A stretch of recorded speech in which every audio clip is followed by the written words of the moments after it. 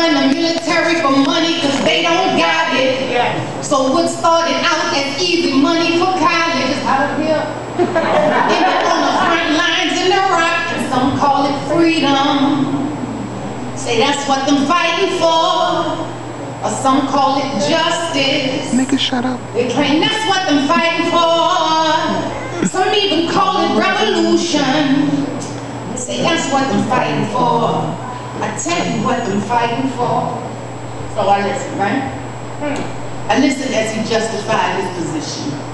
He said he made his decision because he needed the discipline. He said since it was just him and his mama that the army could provide him with the type of family he needed, and I could still see him trying to convince me like this was the right thing. You know how it goes. There's GI bills plus college courses. It ain't too many other options for a poor person. I shook my head because there was nothing I could say that would make him change his mind. He sees the question in my eyes, denied it. Yeah, I'm sure. So now before we knew it, right, little brother was shipped overseas. And while there, he kept a journal and in it he wrote, birthdays is the worst days. So today, while driving through the sands in 130-degree heat, I saw all these hands reaching for the truck, and one of them was a woman who touched my shoulder and said, she said, I feel sorry for you because you are us. We both suffer from the robbing of our culture and to work for the same vultures that peck at your soul. It's like taking a seed, planting it in concrete, and then expecting it to grow. It's a slow death at a fast pace, and that's serious. Because that woman never parted her lips. Those were just the words he saw on her face. Stop it. He felt out of place at 21. You got yourself a gun and some instructions. Kill anything walking, and you can talking. Assalamu alaikum. Little young American boy shaking with fear, eyes full of tears, because never once in 21 years did you think you killed. And I hear the elders in my ear. You don't train warriors on the battlefield. Hey, American boy, fighting a war he knows nothing about. But can you tell me why you're there? Give me an answer aside from the one your supervisors urge you to memorize when you're asked. And he thinks for a moment and tells me gas and oil and Bin Laden and the freedom of Iraqi people. I close my eyes because if only we took the same pride in Africa and ancestors and family and the dreams we dreamt when we were kids. We thought we'd live to see forever, never just 2 decades and 1+ year, and so it goes, huh? Red Cross gave a call in his mama's home confirming his death.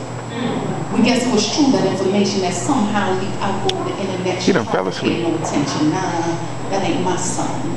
It's just kind of ironic how a couple days ago in a letter he wrote, he expressed how badly he wanted to soar through the sky and maybe fly in airplanes like his granddaddy did. A new school Tuskegee airman, his mama said that was always a dream of his, but she holds her heart, now hardened like the one in her hand, and the color is purple. It was one of her favorites until this, because now never will she receive that night-night kiss or that glad I'm home hug she dreamed of so often when he was gone, and now he is gone. And his dream is one of her greatest memories. And I think that maybe this was written for the dreamer in me and all those other people who do dreams in black and white composition pads or one subject notebooks or napkins or anything they can get their hands on. All they know is that they hope for the day those dreams will be off in pages, even if it gotta happen phrase by phrase or word by word or letter by letter. Just let every P and E, let every A, every